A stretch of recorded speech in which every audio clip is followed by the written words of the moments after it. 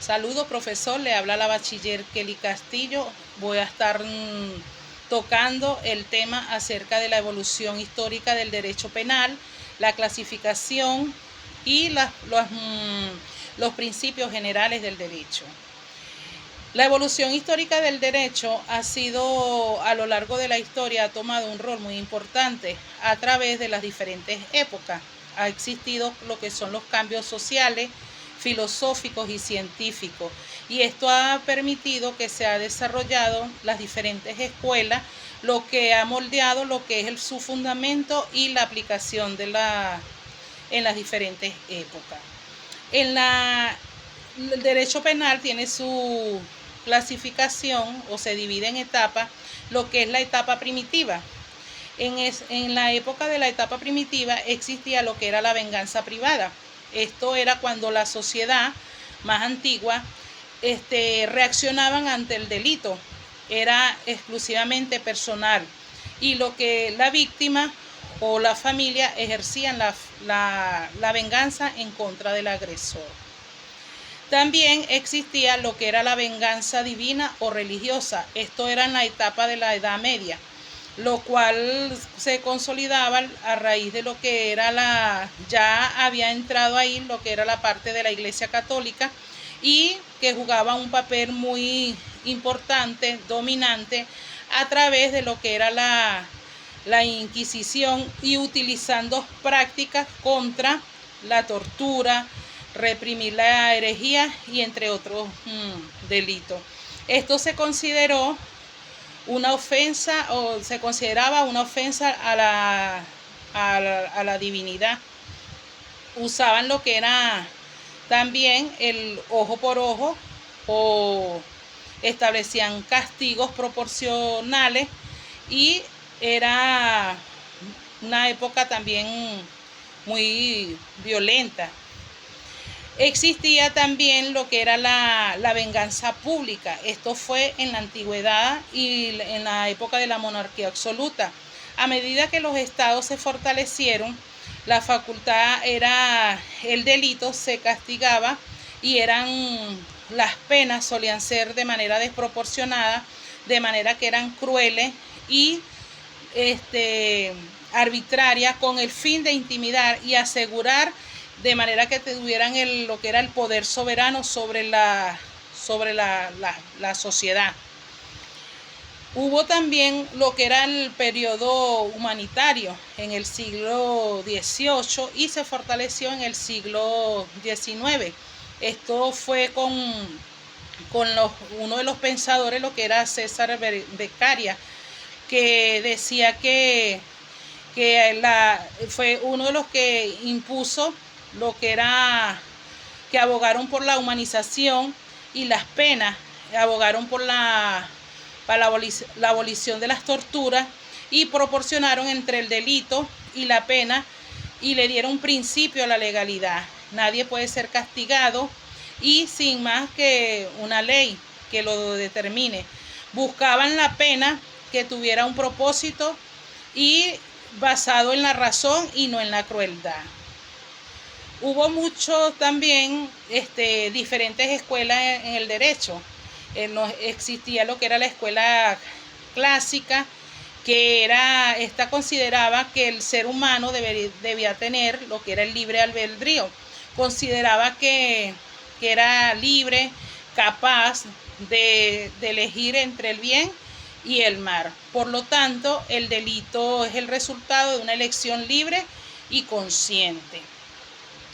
Existía también lo que era la escuela positivista. A finales del siglo XX,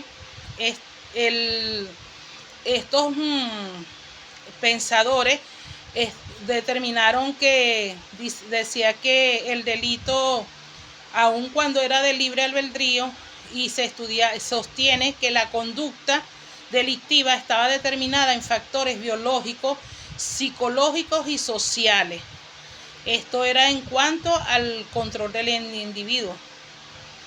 También podían existir la responsabilidad del delincuente era social y estaba basada en su misma peligrosidad ejecutaban lo que era la parte de que debía tener el delincuente había que observarlo, tenían que tener unos métodos propios y de esa manera se podía analizar el fenómeno criminal.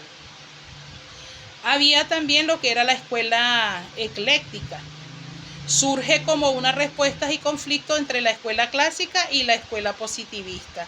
Reconoce la importancia del libre albedrío, aun cuando habían influencias entre los factores individuales y sociales del delito. Estaba la escuela dogmática. Aquí se desarrolló principalmente en Alemania a finales del siglo XIX y el siglo XX. Se centra en los estudios de la sistematización de las normas jurídicas penales y vigentes, buscando la coherencia interna del sistema, y decía que el delito era como una acción típica. En esta escuela dogmática, el autor debe tener la capacidad de ser reprochado en su acción de libre albedrío. Cuando hablamos de las fuentes del derecho, tenemos que las fuentes del derecho están también relacionadas y que existen su clasificación también. Tenemos que se refiere a los distintos orígenes de la creación de una norma jurídica penal. Entre otras palabras, los medios los cuales los produce el derecho aplicable en materia penal. Las fuentes del derecho pueden ser de producción o materiales y de conocimientos o formales. Las de fuentes materiales, no materiales, se refiere a los órganos o fuerzas sociales que tienen la capacidad de crear una norma jurídica, o el Estado a través del poder legislativo. Las fuentes de conocimientos formales son vínculos a través de las cuales se manifiesta el derecho. Estas son las que nos permiten conocer las normas, la ley, los tratados internacionales, la costumbre, que una de ellas es que la costumbre se refiere a la repetición constante y uniforme de una conducta de un individuo dentro de una sociedad. Igualmente tenemos que dentro de la clasificación de las fuentes del derecho tenemos la jurisprudencia. Hablábamos que es un conjunto de decisiones o fallos emitidas por los tribunales de justicia al interpretar y aplicar la ley. Igualmente, estas son emitidas por el Tribunal Supremo de Justicia, donde deben ser seguidos donde los actos de actos o hechos estén vinculados con la ley. También tenemos lo que es la doctrina. La doctrina se compone de opiniones, estudios, teoría de los juristas estudiosos del derecho sobre una determinada materia jurídica. Esto influye cuando las fuentes indirectas del derecho ya tienen una fuerza vinculante, pero influye en su interpretación, en la evolución del derecho penal. Y la equidad, que se refiere a la aplicación justa de la justicia en un caso concreto, de manera de que haya equidad entre las partes. Juega un papel muy importante dentro del derecho penal. Y también tenemos lo que es la analogía. Consiste en aplicar un caso no previsto en la ley o una norma prevista para un caso similar o análogo con el cual guarda identidad o de razón. Por último, vamos para finalizar, los principios generales del derecho. Hablábamos del principio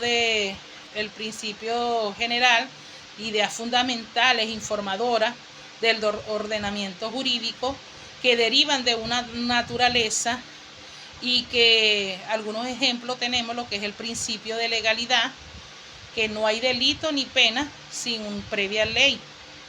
El principio de culpabilidad, no hay pena sin culpabilidad.